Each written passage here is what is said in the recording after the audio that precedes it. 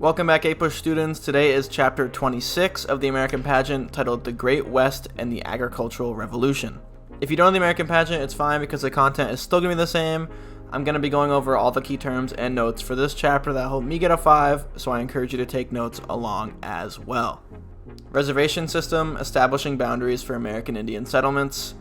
The federal government vastly misunderstood American Indian culture in regards to how they are mostly nomadic and had no interest in forming chief-structured governments on reservation land. The government often had to force many different clans of American Indians into one reservation where they would not prosper. So the way that the United States handled American Indian relocation, putting them into their own sort of reserved land, just was not a good way to do it because they didn't understand how they lived, and they basically set them up for failure. Battle of Little Bighorn, brutal Indian massacre of Federal Army. It symbolized the growing tension between American Indians and the U.S. Army that was portrayed through immense violence when the two opposing groups met time after time. It was clear by this time in the late 19th century that Native American and United States relationships weren't going anywhere good. Chief Joseph, Native American tribal leader, he led the large Nez Perce tribe who showed resistance to American efforts to relocate Indians onto reservations. He symbolized American Indian resistance and also how it eventually failed. So there are definitely Native American tribes who tried to resist the government's efforts, but they did not work. Geronimo, fierce leader of Indian tribes. He led the southern Apache tribes against the federal troops. He installed the immense hatred in his people against white people. Overall, his people were eventually subdued and sent to Oklahoma. So not only were there tensions from both sides over land disputes, there were definitely racial tensions as well. A Century of Dishonor, a book about violence against the American Indians. This work, along with other books written by author Helen Hunt Jackson, inspired sympathy for American Indians through storytelling and narrative. Focusing in on specific stories about Native Americans really reveals the United States' horrors towards their culture at this time. Battle of Wounded Knee, battle against religious American Indians. It showed that even so-called civilized American Indians were in danger to the Americans if they did not totally assimilate or adopt American culture and give up their own. The American government tried to classify different types of American Indian settlements. The tribes that were uncivilized in their mind they would exert more control over, but even the so-called civilized ones were subject to the same scrutiny, so there was really no difference. Ghost Dance, religious movement for American Indians. It inspired American Indians to continue practicing their cultural traditions and behaviors despite persecution from the United States. Unfortunately, it caused conflict with religious whites. If you ever need a religious example for different cultures, use Ghost Dance for the Native Americans. Dawes Severalty Act, American Indian Reformation policies protecting their families. It abolished the tribal reservation system, which made American Indian families feel more free and autonomous, where they would have an easier time experiencing prosperity and working towards citizenship. It established a forced assimilation principle. Although the reservation system, moving them onto specific lands, kicking them out of where their homes were, that was sort of abolished. It did force them to assimilate to American culture, which was very far different from American Indian culture, so overall it didn't make the situation really any better. Mining industry, business of mining raw materials typically had out west. The minerals in the west meant greater economic opportunity in the open land, which brought more settlers.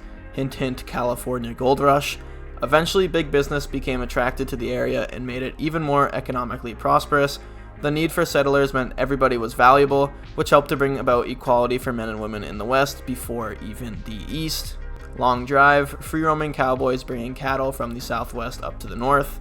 It was an important route that independent cowboys would take to connect open fields of cattle in the unsettled West to meet markets in the North.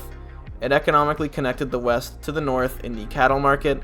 This cattle connection would eventually expand into total connection across all regions in the United States through the economy, but that would wait a little longer. Boomers and Sooners, migrants to Oklahoma. It symbolized how poor Americans seeking opportunity were eager to move out west, and how America could easily expand because people were motivated to do so. It showed how America was good for immigrants because there was plenty of opportunity in cheap land.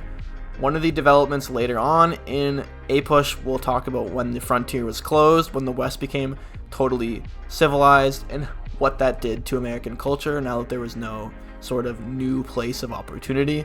But for now, it's certainly a golden area for anybody.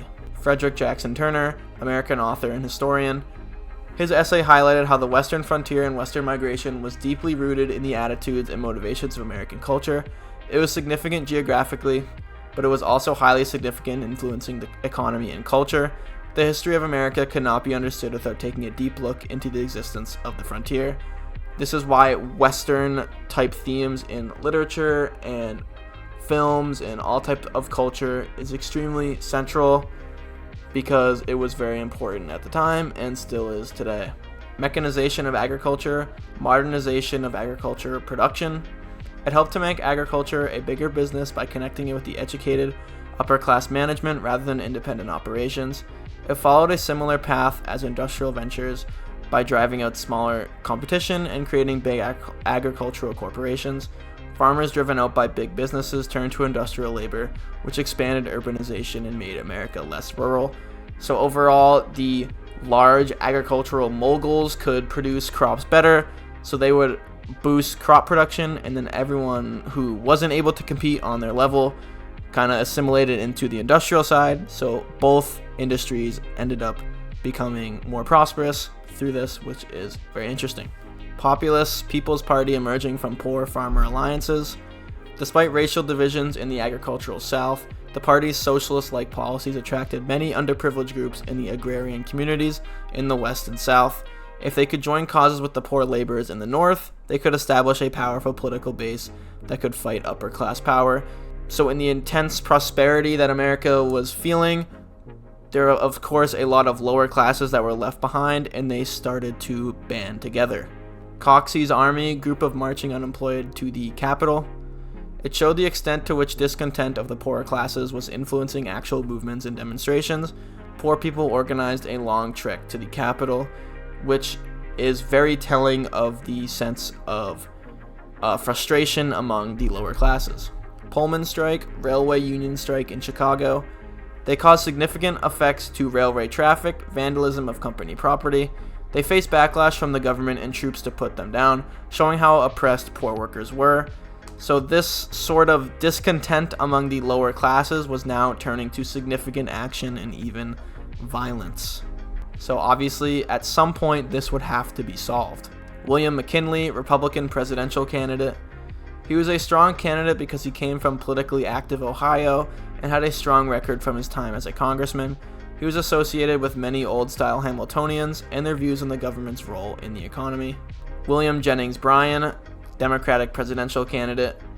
He was much different than Grover Cleveland. He brought back traditional Democratic principles that Cleveland had strayed away from, finally giving the Democratic Party its first strong leader in many years. This was setting up for an interesting election. Cross of Gold speech, WJB's, William Jennings Bryan, speech on Democratic soft money policy, which is cash, not gold or silver. It was highly influential in recasting enthusiasm for the Democratic Party, appealing to the masses on advocacy for silver and inflationary economic policy. I think I said soft money, silver, and gold, but hard money is more about gold because gold is a lot more stable than silver. Silver is in the soft money category. So with lower classes, obviously, their money becoming inflationary, their money becoming worth more is better to pay off their debts. So that's why a lot of lower classes prefer soft money policy. Free silver, unlimited government coinage of silver. It was popular Democratic and populist policy that would create inflation for poor farmers and debtors so they could make more profit and easily pay off their debts. It was the top issue within the Democratic Party, which made lots of people support Jennings Bryan. Fourth party system, era of Republican majority, no competition within Democrats.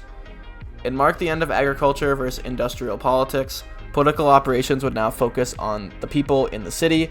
Policies that divided these groups, like the money problem, would not be important anymore. Questions about labor and regulations would be the most important questions. Voter participation during these years was also remarkably low. Republicans continued to win. So all around an intense political shift. Gold Standard Act, United States currency would be backed by gold, backed by non-inflationary hard money. It ended the money debate by officially ending the silver supporter cause. Although the expanding nation faced sufficient inflation due to new ways of extracting gold and newly discovered deposits in other countries, the money debate was essentially solved and over.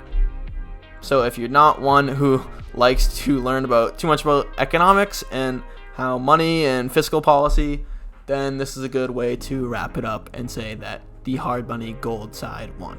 And that's a wrap. Thanks for watching. I'll see you in the next chapter, and goodbye.